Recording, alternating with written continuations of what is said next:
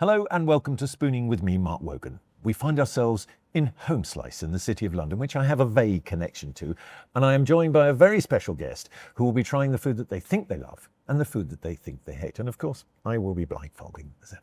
But who is my very special guest today? Well, they're a writer, they're a news reviewer, they are a wordsmith par excellence, they've been an MP.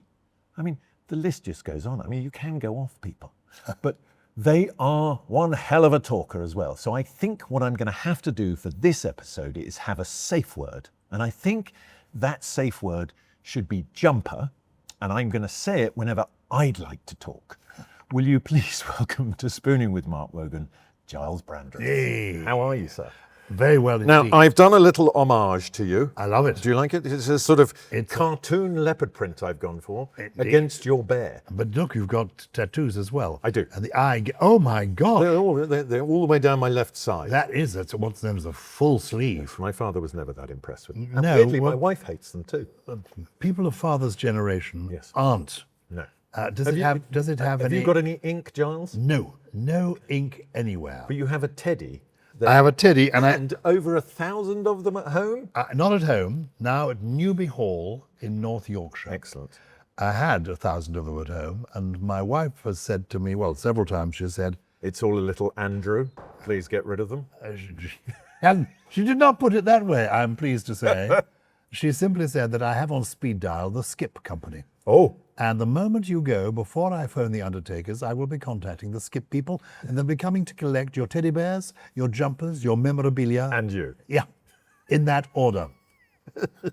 Now listen, you are here to talk about your fabulous new book, Pros and Cons. Yeah. Which, I mean, it's sort of all based around Just a Minute, isn't it? It is. Which is the fabulous radio show that's been running since Burger King was a prince. But, and it's got a whiff, if you don't mind me saying, of Lynn Truss about it. Oh, yes. You know, eat, shoots and leaves. Exactly. Yeah. At least you've got the right trust there. I was going to thought, where is this going? No, not that one. It has. It's very much that sort of a book. Yeah. It's for people who love words. I love words and language. I was brought up on words and language. I just like, yex is my favorite word. Yex. Y-E-X. Is that a kind of different form of peccadillo? It should be. It's a word you might find in your business useful. A yex, it could be a witch's spell. Mm-hmm. It could be the hind hoof of a horse. Okay. Or it could be a hiccup. Right. But why that word? Is it just the spelling, how it sounds when you say it? It's a sound. Yes, it is a hiccup. Well, it's a like little certain belch. words just sound great. Yeah. Like octopus is a great word, isn't it? And do you know the plural of octopus? Octopi. Octopodes. Octopodes? Yes, it's not Latin, it's Greek. So the plural of octopus is octopodes. You see? My other favourite word is procrastinate. Yes, which is something we all do. Not you, though. You never seem to stand still. There's a reason for that. When I was a little... Hit a moving target? Well, that's one of the reasons. When I was a little boy at school, my headmaster, Mr. Stocks was his name. It's funny, remember the name of somebody who I've not seen, in my case, for almost 70 years. You can't be that old. And he said to me, I can picture when I'm standing in his study, he said to me, Brandreth, advice for you, remember this, busy people are happy people. Mm. And those 5 words from then till now have stayed with me. And my wife would say, oh, busy fool, of course. But I've found, well, I don't know, maybe it's just displacement activity, but I like to be busy. But that's the thing about you, if you don't mind me saying, is you sort of half play the jester. But actually, there's a sort of vast knowledge and intellect that lies underneath it, coupled with a sort of keen, open brain. Thank you. But it's that thing. It's like that thing of like, I know some Can stuff. I came for the food, but I'm staying for the compliments. Well, I'm liking this very much. Actually, talking of food, I've got something here for you because you've got a cup of tea there. I've got and I think it wouldn't be a cup of tea without these. Is this part of the... Yes. Am I spooning with these? Well, you don't have to, but I mean, They're there. Like all my guests, you fill out a form before you come. Yeah, and questionnaire. these are all eligible. And you said chocolate hobnobs and a cup of tea. That was your sort of go-to. It is my go-to. This is Because like me, you don't drink. I don't drink alcohol. I gave it up 25 years ago. I'd been a member of Parliament. I think when I was a member... As opposed to a member of AA. Yeah, well, some are both. Yes. I was one. Should be. I was one teetering on the brink of the other. I had a sister who was a member of AA and really lived by it, lived for it. Well, I do. It became... Are you a member of AA? It became her new addiction. I don't go that far. But for her, well, it I became... still slightly resent I have to go. Well, she loved going. She loved taking people there. It became a happy habit in her life, and it was worthwhile and it was good. And when I lost my seat, they say you shouldn't take it personally, but somehow you do. As they also in politics, it never ends well. Nothing lasts. No. Neither happiness nor despair, not even life itself lasts As very my long. father used to say, only the river goes on forever. Well, and this is almost... We'll come back to your father, if we may, because that is a paraphrase of a quotation from A.A. Milne and Winnie the Pooh. I know. But the point is, I gave up alcohol and I needed a substitute. And you found hobnobs. I found hobnobs, I found digestives, chocolate digestives, and I found cupcakes. Now, do you like the posh ones? Like Hummingbird? No. Lola's? Well, Lolas I do quite like. I like the homemade cupcake. Yes. I began making them with my granddaughter Isolde. She has a friend called Charlotte. They were in school together. And for my podcast, Rosebud, we give the guests a rosebud cupcake, which is just a simple plain cupcake, sometimes chocolate flavored, sometimes cinnamon flavored, usually just a plain vanilla cupcake, but on top, the most wonderful butter icing shaped like a rose. It's the but the cupcake. But this cupcake is all about the icing. Plain and simple biscuit is fine. But you say simple. The hobnob Yeah. is the chocolate hobnob in particular is the king of biscuits. Are you a dunker? No, I'm not a dunker, but I also don't have an off switch. So you'll notice I'm not helping myself to one of them. And I'm holding back because I know there are other treats, but Well, actually, funny you say that. Here's one now. Oh, come in. This is the delight that is Antonio, and he has made you one of our pizzas. Oh, Antonio. Have you heard that song before? People of your father's vintage, like me. Look, he's backing away slightly It was terrified. a great music hall song. Oh, Antonio. Do you not know this No, song? which one? We'll look it up and sing it together later. Do look it up and sing it. Thank you, What Antonio. is this? So this is one of our signature Yay! at Homeslice. Homeslice. This Homeslice. Only 2 branches. One's in Neal's Yard in Covent Garden. That's the one I normally go to. I'm so thrilled to be here in Queen Street in the City of London enjoying this one. Excellent. It's the least I can. We are going to be using that ad nauseum on social media. It is indeed an ad nauseum. So this is one of our signature pizzas. It's been on since we opened. It was devised by the original Homeslicer Rye, and it is a mushroom, ricotta, toasted pumpkin seed, chili flakes, and then it's finished with a sweet soy and truffle glaze. Now, It could be a hat. You could wear it as a floppy hat. you know, as I always say, size matters. And this is a 20-inch pizza, and it's perfect for sharing. Is that 20 inches across? Yes. Yeah. Looks full to me. Yes. Depends on the angle that one views these things. Exactly. From above, everything looks smaller, I've been told.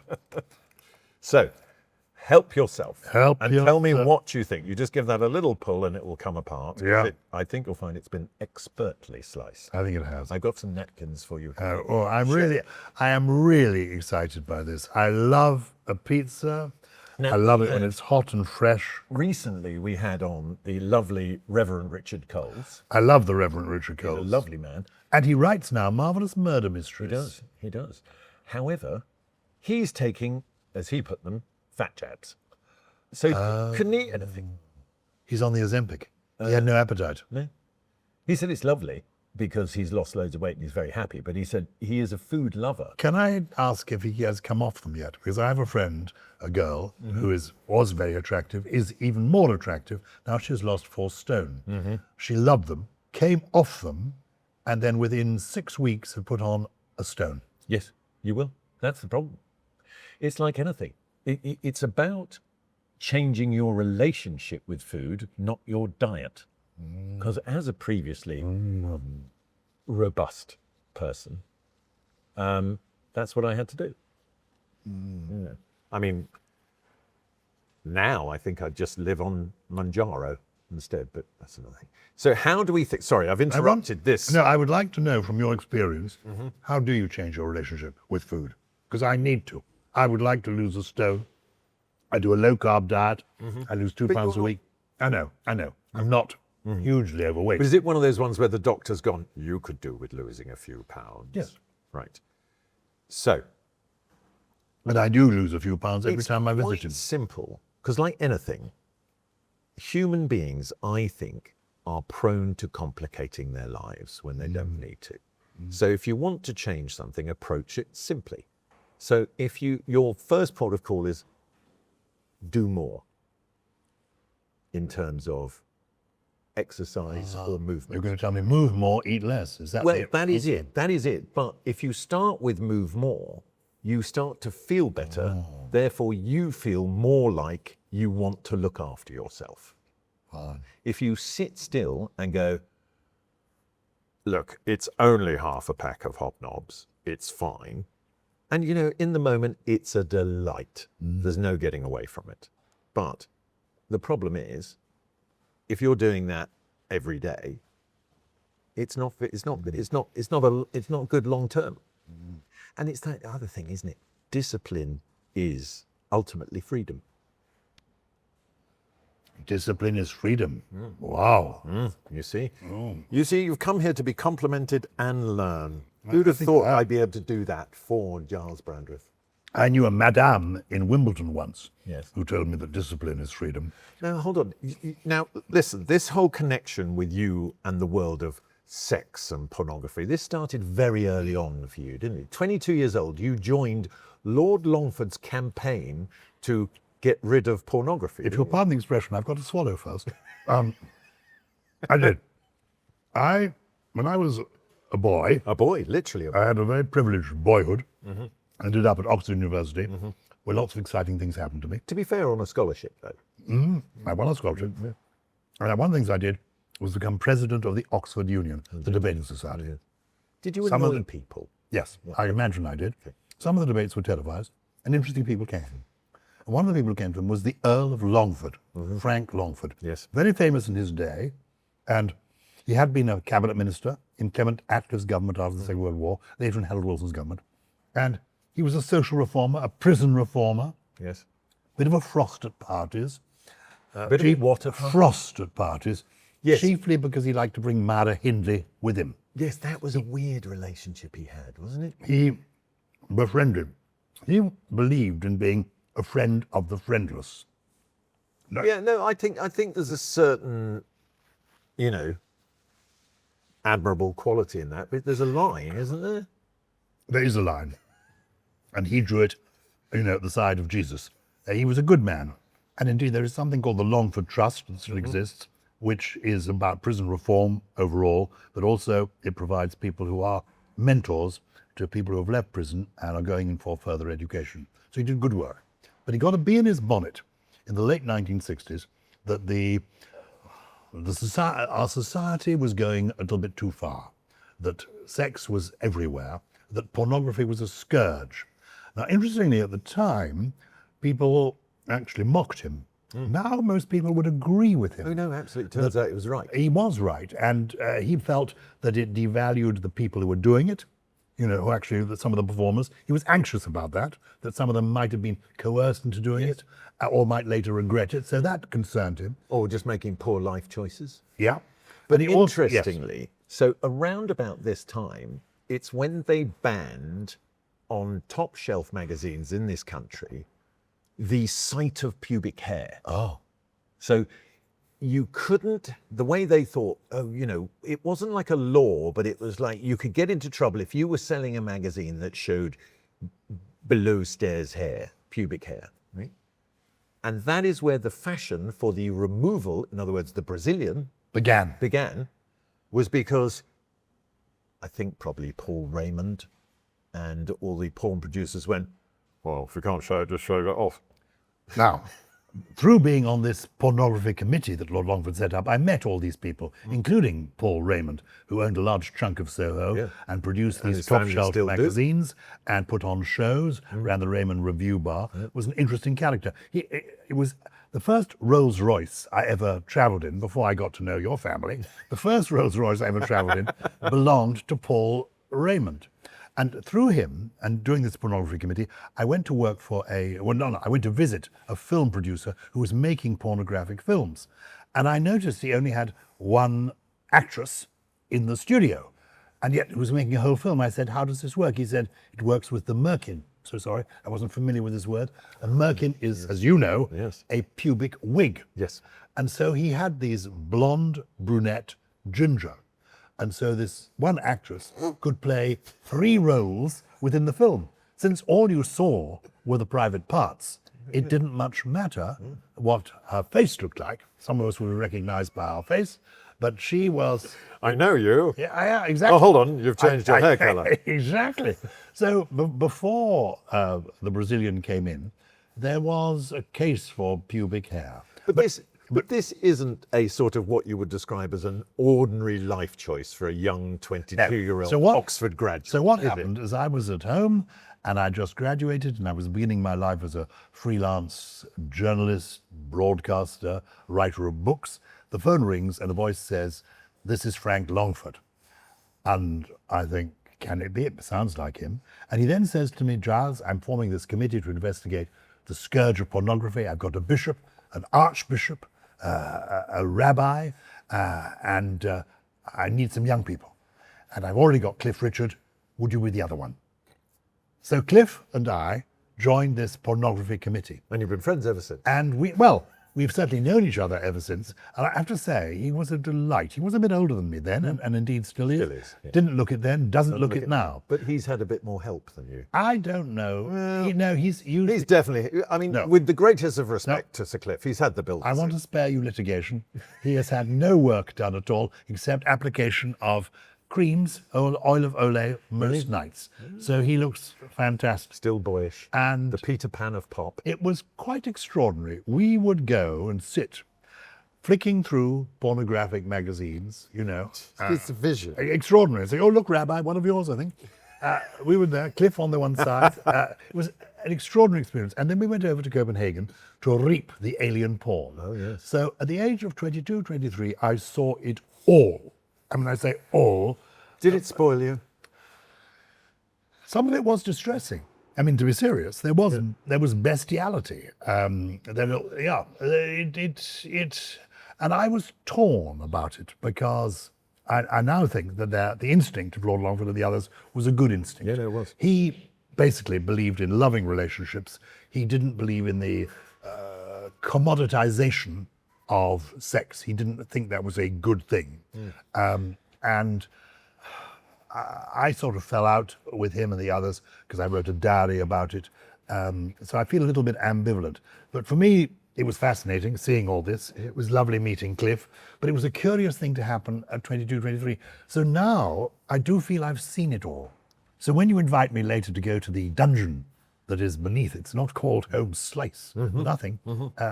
I shan't be as excited as you might hope. Or surprised.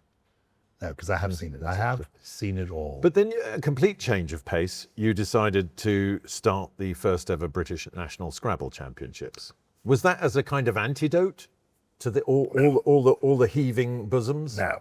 The pornography thing was really just being asked, and I said yes. It wasn't a particular interest or enthusiasm of mine. Words were. I have loved words all my life. Words are everything. As the famous philosopher Bertrand Russell said, no matter how eloquently a dog may bark, he cannot tell you that his parents were poor but honest. Words do that.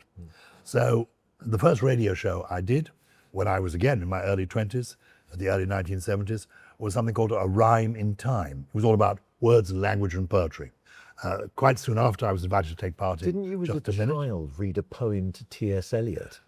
Well, I met T.S. Eliot when I was about 7 years of age, because I went to a church in London, Gloucester Road, St. Stephen's Church in Gloucester Road. I know it. And one of the sidesmen, or the church wardens, was the great poet T.S. Eliot. No. And one Christmas, as a child, I was a server there, carrying around the incense. I did that as You a did child, that. yeah. And I love doing it. I love the theatre of it. I was asked to read one of the lessons when I was 7 or 8, and I read this lesson. And afterwards, T.S. Eliot was brought up to me by Father Howard, who was the clergyman in charge, and he said, you might like to meet Mr. Eliot. He'd like to say how well you read. And he then said, Mr. Eliot is a famous poet. Of course, I'd not heard of him. But I made conversation. I was very polite. So I asked him about his poetry. And he didn't tell me about any of the great poems he'd written, 4 quartets, Ash Wednesday, all that. He told me about Old Possum's Book of Practical Cats. And he suggested to me that I Turn it into a musical? No, if only he had, it would have changed my life. Do you think I would be here? Probably not. No, I wouldn't. I wouldn't. Do you know that Dad was invited to be one of the seed investors into the really useful And if he had Andrew Lloyd Webber's? You wouldn't be here either. I wouldn't be here either. If I'd be you're- in the south of France. Exactly. I'd be in Monaco. If T.S. Turned Eliot it down. He had said, said to me, make a musical, if your dad had invested in that, neither of us would be here. No. So aren't we glad that your father foolishly said Andrew Lloyd Webber? he said, you'll never make money out of the theatre, is his words. I turned He was out good at many things. words are Everything. everything. No, I remember I avoided an education at all costs, mainly to my parents. And Dad sort of, eventually relented to the fact that this wasn't going to happen. So he said, will you just do me a favour? Just read. Oh, how interesting. And so Well, he was right. And to be honest, T.S. Eliot in a way did change my life because he suggested I learn Macavity the mystery cat. Macavity is a mystery cat. He's called the Hidden Paw, for he's the master criminal who can defy the law. He's the battlement of Scotland Yard, the flying squad's despair, for when you reach the scene of crime, Macavity is not there. So I learnt that when I was 7, still in my head. Still here. there. So instilling in a child a love of words, language and poetry, it lasts a lifetime. Childhood lasts a lifetime. It does. Which is why I do, before we go, I do want to ask you a little bit about your dad, but maybe We're going to get food. on. Yeah, I love that. that. Good, excellent. We've got a lot of food. Where does the rest of this go to? You can, Oh, I we'll can put it in a box and take it. Oh, that's Thank you, Chris. That's marvelous in its way. Right. So, what have I got next for you? Now, you seem to be obsessed by these. Can you see what that is? Oh, it's a fish finger sandwich. It's my favourite. Now, tell me, have I made it a la Brandreth? Not quite. Oh. Well, He's just looking at it and saying no. No, you have. In a sense, what I particularly like is the Wogan thumbprint. That is my father's signature thing with the sandwich. Oh, I'll tell you how I would do it. I would do 2 white slices like this, sometimes 2 brown, but 2 white slices. Then I think I would do 1 slice butter, 1 slice ketchup. Oh. And then 3 across, close it, cut it into quarters. I mean, one might argue you're overthinking it, but let me see. Come on, I want to see. actually, Has it's it quite- brought any joy? And it's the look is bringing me joy. Yeah. And I always do. This is a 4-finger sandwich. Yes. Eh? Gosh, this is taking me back to the pawn shops of Denmark. What's on offer tonight? North. Hopefully They're offering not the smell. 4-finger sandwiches tonight. It's a 4-finger sandwich. I normally have 3, but I'm liking the look. If I may say so. Take a look at that. Yeah. Think what you want to think. You Just see take the a look. butter's melted into Please, the bread. please. You see? It's not Honestly. bad. Come on, eat it for goodness sake. We've got so much food to get through. Is it good? It's a triumph. Excellent. Here can I say, what is the sauce you put in it? Tartare, Goodbye. which is just mayonnaise, lemon juice, capers, gherkins. Oh, you mixed your own tartar. Yeah. Can you buy tartar sauce in a bottle? Yeah. So I could get, alongside the ketchup, the tartar sauce. It'll be there. I You're have no to say- shopper, are you? No. Obviously, no. Is that Mrs. Brandreth does No. that department? No. We don't do any of that now. Oh. We have used a company called Cook Oh, yes, I know. that do frozen food for older people. Actually, they do it for everybody.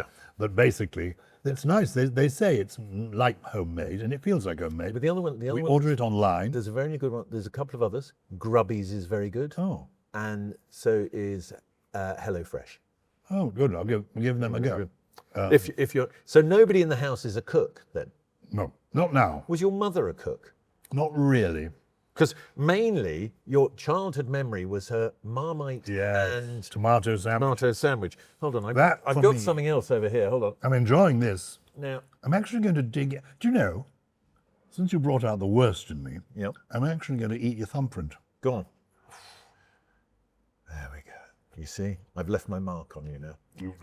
Now look, I've got the other thing here, which said, so we've got baked beans and toast. Can I say, But with Marmite. this is all my favourites. Yeah. You can take the pot home with you. I would love to. There we go. There's the pot of Marmite for I you. love Marmite. You see, as I've said before on this podcast, I fall into a weird category. I don't mind it. Do you know, if you take Marmite and you tap it with the back of a spoon, eventually it turns white. You've got to really keep doing it. I must try that. It's What I fantastic. like using it for is I put it into stews and casseroles and stuff like that see, because it just adds that. You do cook. I think they call it umami. Umami. Umami. That could be. What is Is that an old Irish expression? Umami. Steady on. This is wonderful. I have to tell you. Good. I'm being serious for a moment. All I ever cook, and I'd be quite happy to eat this every day. My wife. I was a slip there. There we go. Yeah, there we go. That's what's so clever about your podcast. The revelation comes out eventually. My wife likes a bit of variety. I like the same things. Yeah, well, I know. Are we back in Denmark? You brought it, you started with that. I'm so sorry. Now, you are This here. is heaven on earth. You So eat that. You eat that. And that is all I need in life. Well, I've got other food And then on we my need to birthday, a get through. cupcake. We've got other food we need I'm to get just, through. and you said spooning. Here with we Wogan, go. You're spooning. And here's spooning. He is spooning the beans onto the Marmite on toast. And these are cold beans. Well, they were warm originally, but Well- we've been talking so long that they've gone cold. I don't mind a cold bean. I quite like a cold bean straight from the can. Oh. So Who was it? Who was the guest who liked? Oh, it was Tony Robinson. Oh. We didn't actually give it to him, but he likes drinking M&S tomato and mascarpone soup from the from the packet. From You the can, packet. yeah. No, I don't. I've seen him do it. No. So I think it's how he got his knighthood. Probably. Or I something. was going to have a bite of this. Well, you know, he was Labour to your Conservative, wasn't he? Now, this book, Pros and Cons, there's a little thing we like to do on the podcast here to test that essentially you didn't get Susie Dent to write it for you. If only I had. Probably been quite She good. may have said something nice about She it. did. A whirlwind tour of the joys of English, Susie Dent.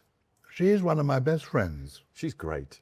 We did a podcast together for a couple of years. Patient, if you don't mind me saying. She comes across as very patient because she has to put up with you and Jimmy Carr. Yeah, I know. I mean, that's a lot. Jimmy Carr is a joy, you know. He's fantastic. He's one of my best mates. Oh, is he? Yes, Ah, and I think he's mellowed a bit over the years. he has. But we met over when I was the chef at the Groucho Club. And Were you the chef at the I Groucho was, Club? I was for about My 3 years. God, these were in your drug-taking years. No. I was sober. right. I was sober by then. Ah. No, we bonded over my corned beef hash with a duck egg. I love. Now, you see, there are things that I do love. When I was eating meat, I used to like, what's that raw steak thing called? Tartare. Steak tartare with an egg, with a raw egg on top. I used to love that. That's fantastic. But you stopped meat now. You're pescatarian. aren't you? Stop me. I do have occasionally a nice poached egg. I mean, I could, if this judging is by Christmas this- Day, I'd have this with a poached egg on top. to Judging by this, you're not a pescatarian. You're potentially a vegetarian. celebrate. Brilliant. I mean, the colour. Yeah. But I'm actually a pescatarian. I do like a bit of fish. The other day I was in Paris, France, because I'm the president of the Oscar Wilde Society, marking the 125th anniversary of the death of Oscar Wilde.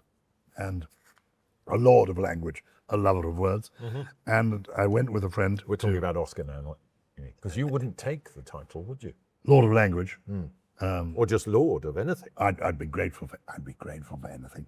I'd be grateful for anything. But that's not the point. Okay. We had a Sol Meunier. Oh, yeah.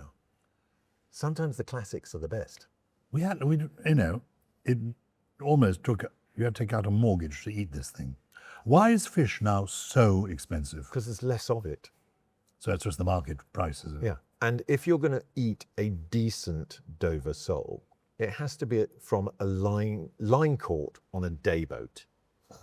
They don't dredge the bottom of the sea and pull them all in anymore. They can't fish for them like that. So they're more expensive. But it's like anything. If it's good, eat it. Yeah. If it's not, don't bother. Can I tell you, this is good. Excellent. Genuinely. I can't lay claim to any. We've got to get to the bits that I lay claim to. Well, a bit more claim to. This is from your lovely restaurant. Going back to your book, I don't want to have to shout jumper at you yet. But Lord, on that. Pros and cons. The English language in just a minute. The BBC all right with you? Yeah, it is look, it's a BBC book. Isn't it? Someone says penguin on it there. Oh, well, it began as a BBC book. Okay. Maybe the BBC Hold just on owned a it. second. Dame Judi Dench. Giles is very funny and never lost for words. Hey. Did you say, should I look, write whatever you like, just put my name under it? Is that what happened? That's exactly what happened. Yep. You got it in one. Yep. Now this book, to check that Susie Dent didn't write it for you, or Judy. Of course, I had a choice, I must say, about the last quotation. Because of course you did. You're Gyles Brandreth. Normally, it's Sir Stephen Fry. Yes. I don't think I picked up a book in some years without a recommendation from Sir Stephen Fry. And I thought I need something different. So instead of sending the email to him with this line, I sent it to Dame Judi Dench. Well, he's busy in being in the importance of being earnest. And being brilliant Very good in it. Saving. Actually, some might say. But some have said. Okay, so I'm going to test you now. Oh, Lord. Did you write this book? So, first up. This is an apple. Yes. Upside down? No? No. No, it is not. You've shined me upside down. This is an apple. Yes. Which page? Oh. If the book's done alphabetically, this will be right at the beginning of the book. Apple, as in Adam and Eve. As you know, some people say the shortest poem It's looking ever at written. cliches. It's looking at cliches. Yes, an apple a day keeps the doctor at bay. Or not falling far from the tree. Which leads me to you. Oh, God, me. Why? Oh, yes. Sorry, yes. I tell you, can I ask you this now? You knew before my we run? father, didn't you? Yes. I knew your father. I loved your father. He was And you know what? I can assure you it was mutual. Oh, well, he was wonderful. And we got on very well and very easily, very comfortably over, I suppose, about 50 years. But I have recently been doing two things. One is doing my own podcast called Rosebud, where we talk to people. Excellent. Thank you. About their early memories. And that really has taught. Can I just say, my brother is a huge fan of that podcast. And he's Alan. Yes, and he's listened to all the episodes, which is more than could be said for Spooning with Mark Wogan. That's all I'm saying. Well, that's families for you. Yeah, I know. Thanks a lot. But through that, I've learned that a childhood lasts a lifetime, good or bad. And I've recently completed the sequel to this book, or the next book, There's which no is stopping you. a biography of A.A. Milne, because this year is the centenary of Winnie the Pooh. Exactly. 24th of December. He's got Pooh on his chest. I have. Yes. I live the brand. Now, I knew Christopher Robin Milne, and the blight of his life was also the love of his life. Yes. When he was a boy, he loved his childhood. He loved his father. He loved his father particularly during his teens when they were close and they had lots in common. They played cricket together. They enjoyed doing crossword puzzles together. They shared a joy in mathematics. But he was called Christopher Robin Milne. And when he was at school and later when he was in the army, being Christopher Robin Milne wasn't as nice as it had been when he was a little boy. No. Because little boy kneels at the foot of the bed, he became teased because he was Christopher Robin, saying his prayers. Not allowed to grow up. And then when he left the army, left university and went for jobs, he would literally have a CV, it was done then in those days, went for an interview, the CV was on the desk, and the interviewer would say, "Oh, Milne, would you be by any chance?" That's what I'm asking you. Any relation? Exactly. Literally. Well, it's when you've got not only have you got a well-known surname, but not a very common one. Yeah. So Milne or Wogan. Yeah. And I think it's that thing of people understanding that during that period when he was growing up, Emil and Winnie Pooh was huge. Yeah. I mean, huge. Yeah, exactly. In the same way as when I was in my teens, Dad was on TV 3 times a week. Yes. And it's funny, it changed during puberty. That's when it changed. So that moment at which you are searching for your own identity, you don't have one. Yeah, you're Terry. You don't have a name. You're just Terry Wogan. It's like talking, I'm going to say it's like talking to Christopher Robin, because he said I was totally lost. He turned on, unfortunately in his case, and you know, I found this fascinating when writing the book, he turned on his parents, he turned on his father, and actually accused him of building his reputation by standing on a small boy's shoulders, because he'd made the boy a character in the book. But he had wanted to be a writer. And he thought, how could I be a writer? My dad is one of the most successful and famous writers in the world. So how did it affect you at that time? When you left school, or thinking what you were going to do, obviously you couldn't become a broadcaster. Well, I mean, I just turned to drink and drugs for a number of years. Really? And then luckily I stopped quite early. Yeah. And then found food. And food and cooking saved my life. And I will always be eternally grateful to the ability to cook, because even at the most stressful moments in life, if I cook, all the noise starts. And I'm never happier than when I'm creating something food-wise. And I have created a number of things for you to do. Good. Because we have got to that point in the proceedings, Giles, where I'm going to ask you to don the Spooning with Mark Wogan blindfold. This is what I've come for. It's like my blankety blank. Checkbook and a pen? Exactly. Do you know that got stolen from Mum and Dad's house, the one that they gave him? If anybody knows where that is, let us know. I'd like it back. I'm just going to move these out of the way. His parents gave it to me. They said, you know, we don't think the children value us enough. And, you know, our middle boy has gone off the rails. He's got these drink and drug problems, hasn't discovered food yet. So would you look after this blankety blank checkbook and pen? That's what they said. That's why I took all right, based on that, can I have it back now then? Not necessarily. All right, well, Depends in that case, put this blindfold on. Oh, I love that. Because I have your first spoon for you here. Look, this is taking me back. This is taking me back. I mean, this is horrific to say this. I know. This is taking me back. Do you know what? You say that wasn't it's clearly formative. I had forgotten this. It's almost scarring. It was scarring. In these pornography places in Denmark, it's not shocking. There were small people. Oh. And this reminds me of the small bras that were worn. Okay, that's quite disturbing. It is quite disturbing. Luckily, I've got your first spoon here, and we can move swiftly off. It actually now, works. Pull that down. I can see you're trying to see. No, I'm not. I don't need to cheat. Right. So I've got your first dish, and I've got to recognise what it is. I am going to feed it to you. Yeah. Right. This one's not on a spoon. I'm going to put it in front of your mouth, and you need to take a bite of it. Okay. Okay. It's a trust exercise, this, and here we are. This is an amusing show. I like it. Oh, well, I think... Here we go. Are you ready? Open wide. Open a bit wider. There we go. Just bite down on that. Oh. Are we enjoying that? What have we got? Mm-hmm. Can you identify that? As a man of the world, yes. Can you identify I can certainly identify with it, and I love it. I love it. Good. I was having, at the weekend, what was so annoying, I was told you I was in France. Do you want to tell people what it is? I'm building up to it. Okay, sorry. I'm pacing myself. Yeah. I was in France having breakfast with, if I may name drop, the Irish ambassador, of course, the grandson of Oscar Wilde, and the great actor Simon Callow. Oh, yes. Unfortunately, they've served the breakfast in the wrong order. They brought us the lovely fruit last, and they brought us the croissant and the pain au chocolat first. Well, that's not what this is. It's pain au chocolat. It's not. Take it off. Take it off. You're going to discover a new dish that you love here. Take the blindfold off. This is the French, more paysan classic of the Goûter. I loved Le Goûter. May I tell you, I'm so thrilled. I could only really taste the chocolate. I assumed it was pain au chocolat, and I shouldn't have gone. I should have thought this through. I should have realized you're much more sophisticated. This is a much cleverer idea than I realized. As a child, no. I mean, how good is I came for old time's sake, and I'm now really pleased I came. As a child, I went to the French Lycée in London. Oh, yes. The Lycée Français de Londres. And my parents, who I now realize didn't like me very much, would send me away, then to boarding school, and then away on a holiday throughout the holidays.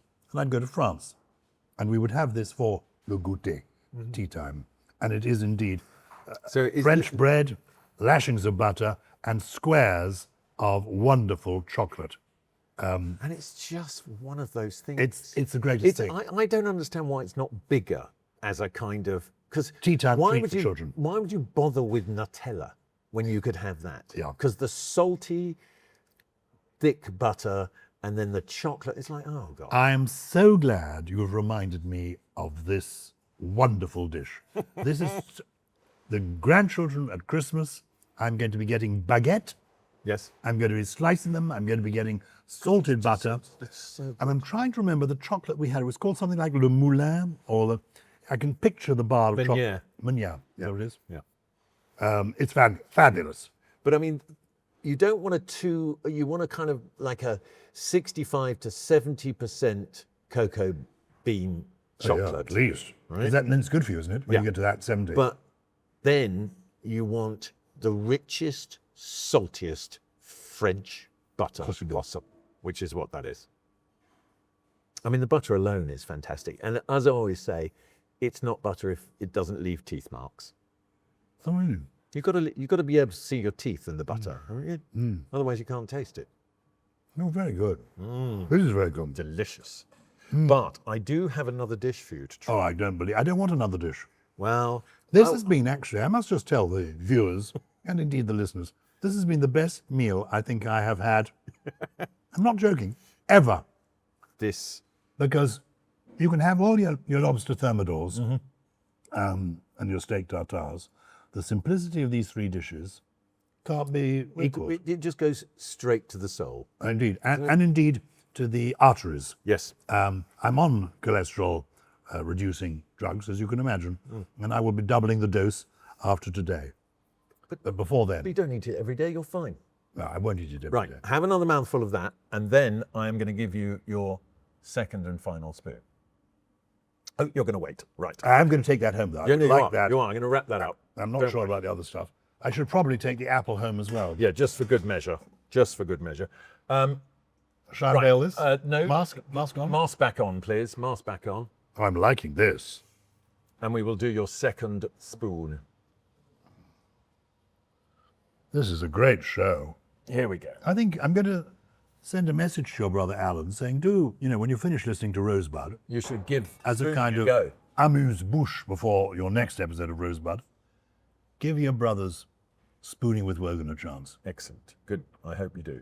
Right, here is your second spoon. I'm going to put that down over here. All right. This is on a spoon, and it's a substantial mouthful, Giles. So here we go. Open wide. You ready? Go. What have we got there? Flavors, textures. Tell me what it is. It's a pudding of some sort. Is it delicious? It's not bad. Not bad. I'll take not bad. It's not bad. It doesn't rival what I've just had, but Oh, okay. it's a kind of spongy pudding with a bit of honey in it, Maybe. a bit of creamy in it. Little, yes. Not apricot, but a bit of sort of fruit of some sort. Yes. So it's a... What would that be? Could you put that together? Yes. A man of your intellect. It should be, but I don't really know right. what the names of foods are. Take the blindfold off. That is a sticky toffee pudding I'm very surprised. with vanilla clotted cream made with Noor dates. Oh! No! Oh! No. I loathe dates. I told them. I literally cannot eat dates. Marzipan and dates are the I two agree things I with can't you eat. on marzipan. I like an almond. I like all the ingredients that go into marzipan. You've cooked the dates, clearly. Yes, of course.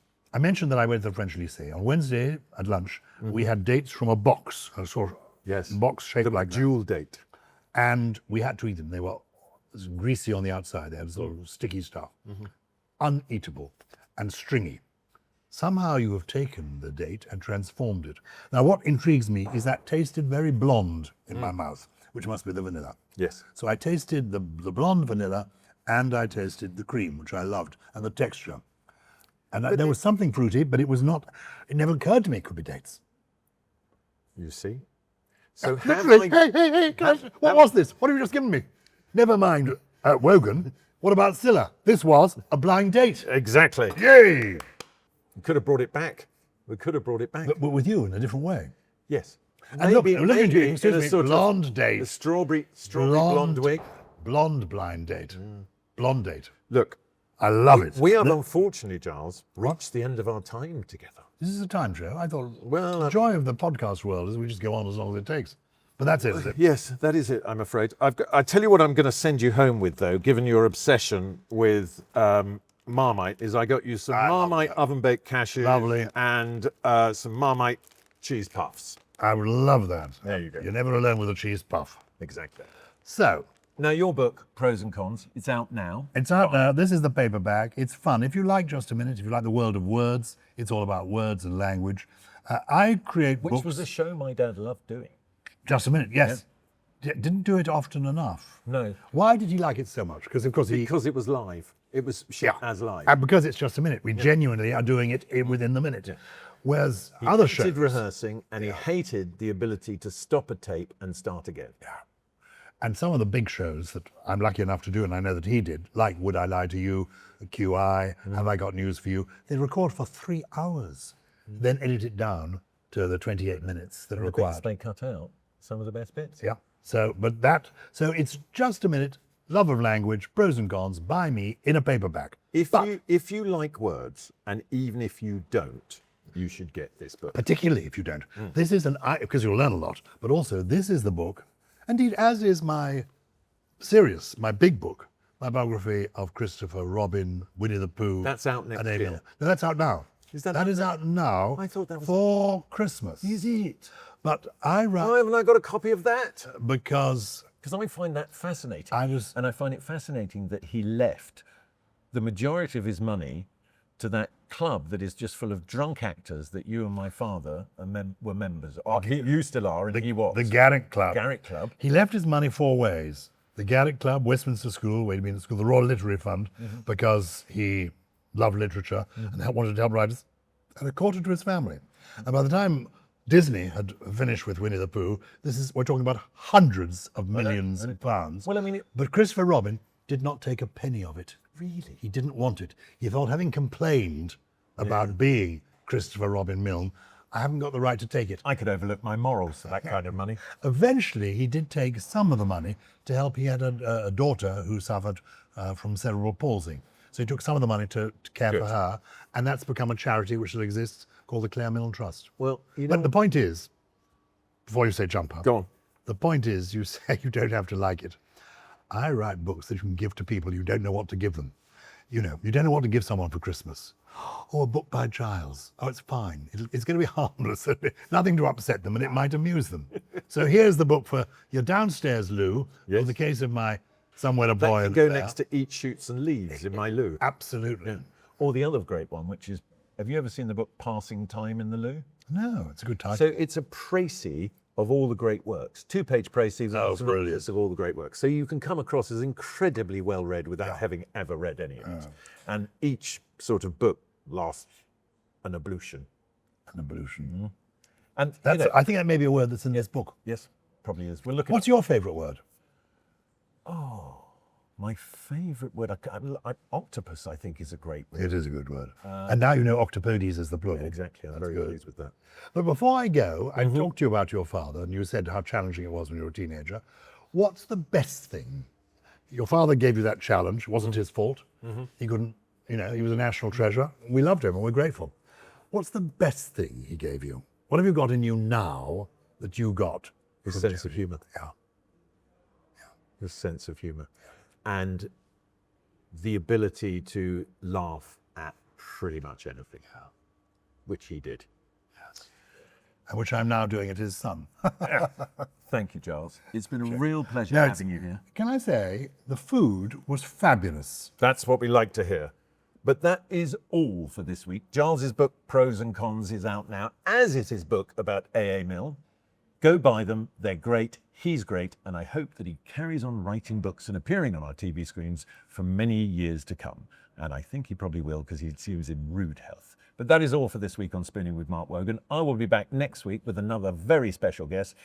You can find us across all your social media channels by searching Spooning with Mark Wogan, and you can see us in glorious Technicolor on the YouTube channel attached to Virgin Radio. If you haven't had enough of me by now, you can find me on Virgin Radio Chilled on Saturdays and Sundays, 10 a.m. to 2 p.m. Gosh. And on Talk TV doing Grumpy Old Men. You'll have to come on that. Oh, this is fantastic. The whole life going on that I didn't I realise. know. Come join in. Anyway, that is all for this week. Until next week, stay beautiful.